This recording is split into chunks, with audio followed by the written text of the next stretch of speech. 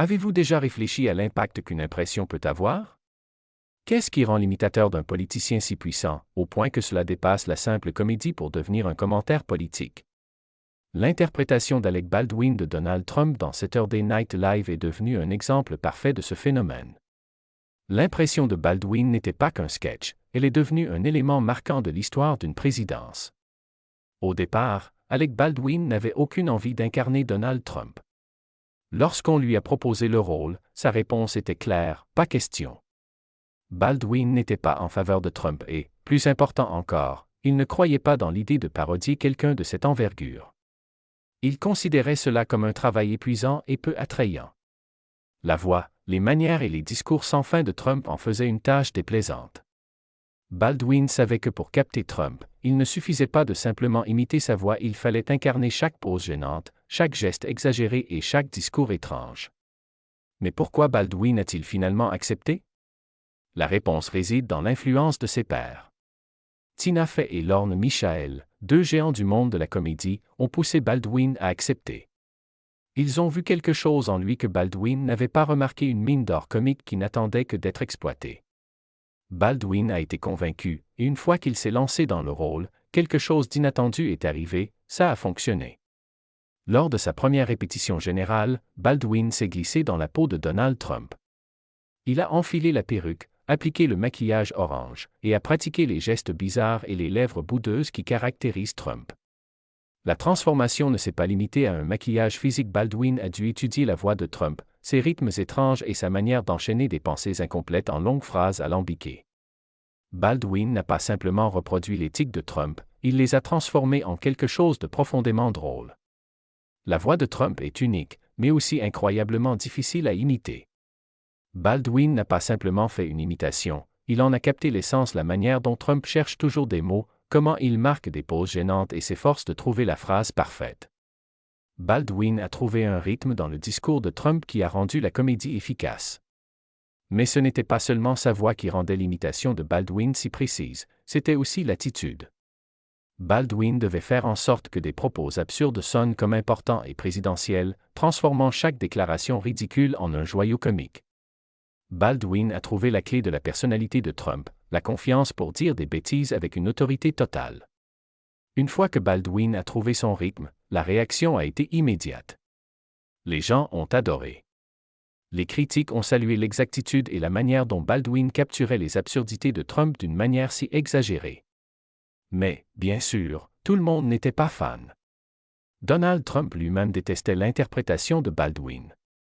Il n'a pas mâché ses mots, qualifiant Saturday Night Live d'irregardable et critiquant l'imitation de Baldwin comme étant terrible. Mais voilà où ça devient intéressant, l'indignation de Trump n'a pas tué l'imitation de Baldwin, au contraire, cela l'a rendu encore plus populaire. Les rangs de Trump sur les réseaux sociaux n'étaient que de la publicité gratuite. Chaque fois qu'il tweetait contre Baldwin, plus de gens se sont précipités pour voir ce qui se passait. Plutôt que de l'arrêter, Trump a fait de l'imitation de Baldwin un événement incontournable. Mais comment cela est-il devenu plus qu'un simple sketch comique? Comment l'interprétation de Baldwin est-elle devenue l'image d'une présidence entière? Baldwin ne se contentait pas de parodier la voix de Trump, il reflétait l'absurdité de son style politique. Ce qui avait commencé comme une imitation comique est rapidement devenu bien plus que cela. L'imitation de Baldwin n'était plus seulement drôle, elle est devenue une déclaration politique.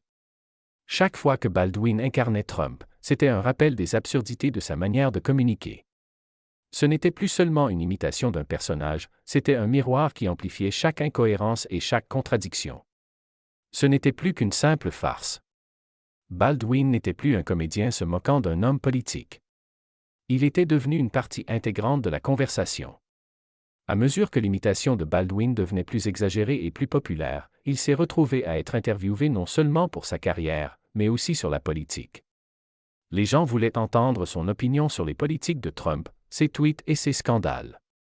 Baldwin était devenu malgré lui un commentateur politique, et son interprétation de Trump était devenue l'une des images marquantes de la présidence. Mais qu'est-ce qui rendait l'imitation de Baldwin si précise? Ce n'était pas seulement le physique de Trump. Baldwin devait capter l'essence du style de parole de Trump. Trump ne parle pas seulement, il divague, il se répète et il ne termine jamais une pensée. Ils parlent souvent avec une exagération sur certains mots, comme s'ils avaient une grande importance, alors qu'en réalité, ils ne veulent rien dire. Baldwin a dû maîtriser ce rythme, les pauses gênantes, la recherche incessante de mots, la façon dont Trump ne réussit jamais à conclure une phrase. L'imitation nécessitait une compréhension profonde de la manière dont Trump communique, et Baldwin l'a parfaitement saisi. Une fois Baldwin dans la peau du personnage, il n'y avait plus de retour en arrière. Chaque semaine, son imitation devenait plus exagérée et plus précise. Baldwin prenait les véritables propos de Trump et les déformait légèrement, les rendant encore plus drôles qu'ils ne l'étaient dans la réalité. Il n'avait pas à inventer quoi que ce soit, les discours réels de Trump étaient déjà suffisamment absurdes. Le travail de Baldwin consistait à mettre en lumière ces absurdités, à montrer au public à quel point elles étaient ridicules en les reflétant de la manière la plus exagérée possible. Les réactions étaient partagées. Certains ont adoré l'imitation, la qualifiant de meilleure comédie politique depuis des années. Ils y ont vu une satire acerbe du style de communication de Trump, un reflet parfait du chaos qui définissait sa présidence. D'autres, notamment les partisans de Trump, étaient furieux. Ils accusaient Baldwin d'être partial, irrespectueux et de diffuser de fausses informations.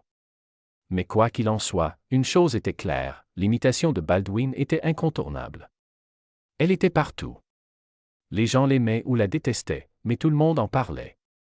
Les réactions de Trump n'ont fait qu'alimenter la machine.